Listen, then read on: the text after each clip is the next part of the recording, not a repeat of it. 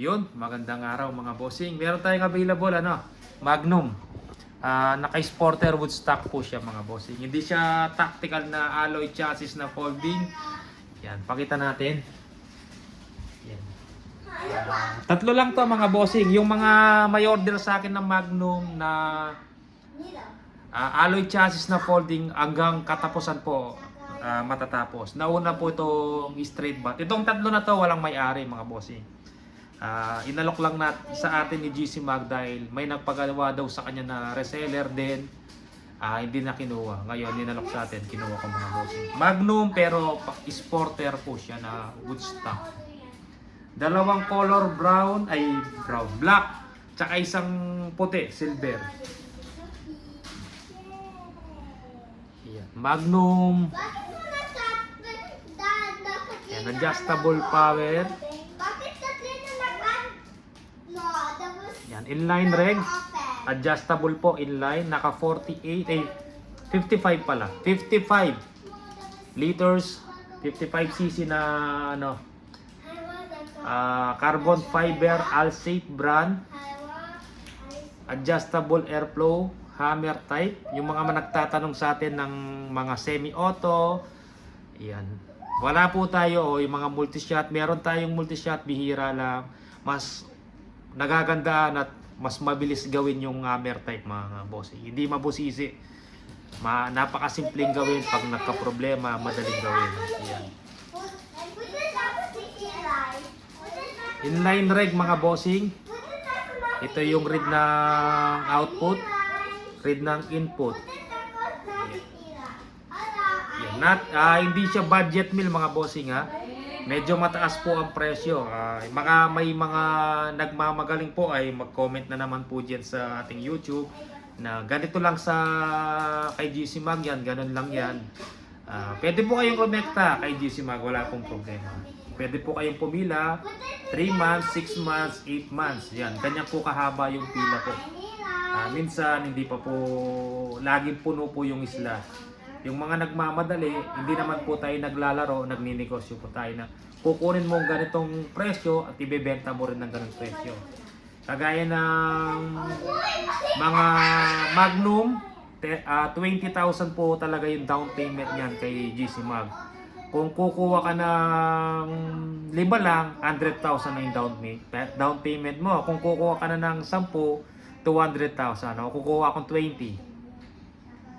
Napakalaki ng down. Tapos mag-iintay ka ng 4 to 7 months, matutulog yung 200, 300,000 o 400,000 mo. Tapos iba pa yung V2 na mobile. Tapos kukunin ko siya sa alagang, for example, 10,000. No? Pero hindi po siya 10,000, mahal po to. Medyo mataas po kasi premium na unit po to, magandang klaseng unit. Tsaka number 1 local made. Kahit may presyo, siguradong super quality. Pinakamurang benta ko na model ni GC Mag yung V2. Tapos mas mahal yung Magnum, yung Magnum tsaka yung Mobile. Pinakamahal itong Magnum, tapos mas mahal pa to kung alloy chassis. Yung may alloy chassis na folding or BR na alloy chassis, ito lang pong Magnum. Yung V2 wala po siyang alloy chassis, wala siyang folding. Ang B2 meron siya sporter or BR wood stock. Yan. Tapos ang mobile wala siyang straight bat, folding po siya na kahoy. Yan. Pinakamahal po yung Magnum. Tapos mas tataas pa po ang presyo kung papa-alloy chassis nyo siya. Kahit ano po doon sa pang BR o doon sa folding. Tapos mas mababa ng konti yung mobile at pinakamababa po yung V2. Yung V1 wala na po, alam ko hindi na gumagawa ng V1 si GC Mag.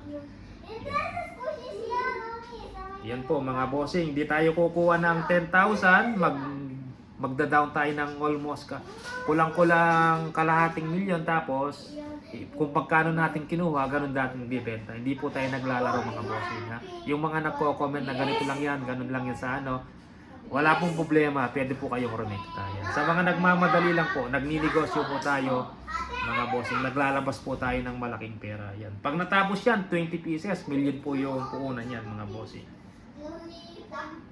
Yeah. Ito, tatlo inalok lang. Kasi may patapos ako, puro alloy chassis. Pero meron pang isang slot doon.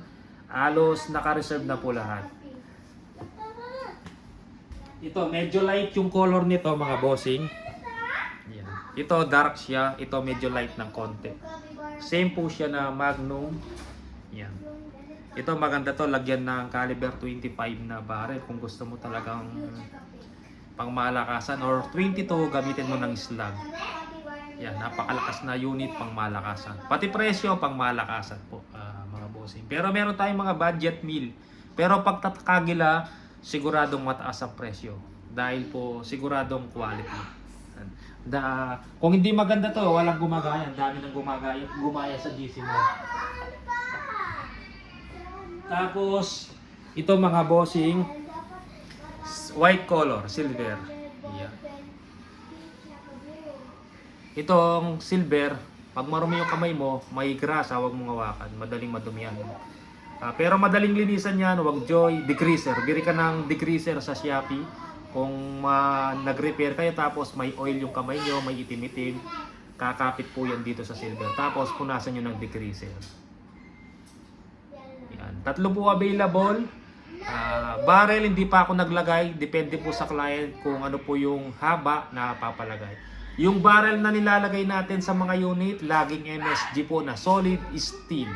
Solid stainless mahal pero wala na pong available. Yung dalawang solid na stainless ko nakuha na po.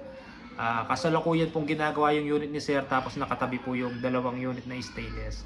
Stainless barrel wala nang available. Tumigil na po yung maker na tagagawa nung kung sino pong gumagawa ng MSG barrel natin. Siya rin yung gumagawa doon sa solid stainless, kaya lang laging nasisira daw yung bala na pang-groove. Sa sobrang tigas ng stainless, laging nagpapalit ng bala. Kaya puro steel na lang po yung ginagawa niya po mga bossing. MSG, ang tamang sukat dito, saktong sukat 20 inches, pinakamahaba natin 23.5. Pero 23. Bagay na bagay. Siguro 23.5 okay din siya mga bossing. Kasi mahaba po yung tangke niya. Siguro hanggang dito. Yan. Kuha tayo ng barrel na 23.5. Itong stainless na to, meron mayari ito.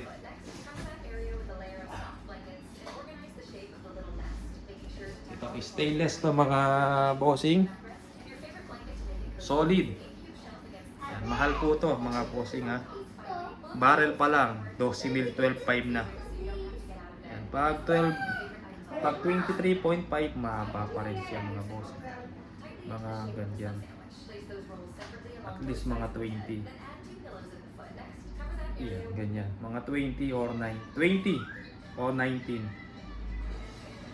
23. Pero nasa inyo pa rin yan mga boss. Kung gusto nyo kunin, isang araw lang o dalawang araw matatapos natin dahil may mga available tayong silencer, barrel, tapos carbon fiber sleeve. Kung anong gusto nyong sukat, 20 o 21, 22, 23, gagawin natin mga bossing. Yan. Available tatlo, mga gustong interesado po, ulitin ko, medyo mataas po ang presyo nito mga bossing. Hindi siya budget meal. Mga interesado, pwede po kayong tumawag sa aking number, ilalagay ko po ito sa title. Or message po kayo sa aking Facebook sa Messenger, Mandap Sporting Goods. Yan po, napakaganda. Siguradong quality. Yan o, adjustable power. Napakaganda mga bossing. Pakita ko yung unit ko, nandito yung unit ko eh. Magnum din siya mga bossing, kaya lang mabigat kasi pang BR. May nag-comment, ilang kilo kaya yan? Mas maganda nga po to pang kahit mabigat. Kasi pang BR siya, hindi siya panganting. Depende po sa... Kung panganting to, hindi ganito yung papagawa ko pang competition. Yung nilalagay sa mesa. Nalagay ka ng bipod, tripod sa mesa. Mas mabigat, mas matatag kasi siya mga bossing. Kaya mas okay po siya na mas mabigat. Yung iba nilalagyan, binubutasan po dito. Tatanggalin po yung stock. Bubutasin po yung kahoy dito sa taas. Lalagyan ng tingga, ipapakuluin, papalamputin para mas mabigat po siya. Ganun po yung ginagawa ng mga iba mga bossing. Tapos yung iba naman dito binubutasan. Yan, yung loob na to. bubuhusan po ng tinggayan. Pinapabigat po talaga. Yan, kulang na lang dito muzzle brake. Nagpagawa na ako ng muzzle brake mga bossing. Ito, mabigat din ang presyo nito mga bossing. Kahoy pa lang nito, kasama gawa, umabot na ng 20k. Yung laminated na wood stock. Tapos yung scope na nilagay ko mga bossing, 25,000 po siya. Yung barrel, PRNB galing sa tropa, sa kaibigan ko. Binayaran ko sa kanya ng 14,000. Pero alam ko, kung sa maker karerekta, 13 no, 12. Kung di ako nagkakamali, 13. May patong siya na 1,000 sa atin. Yan.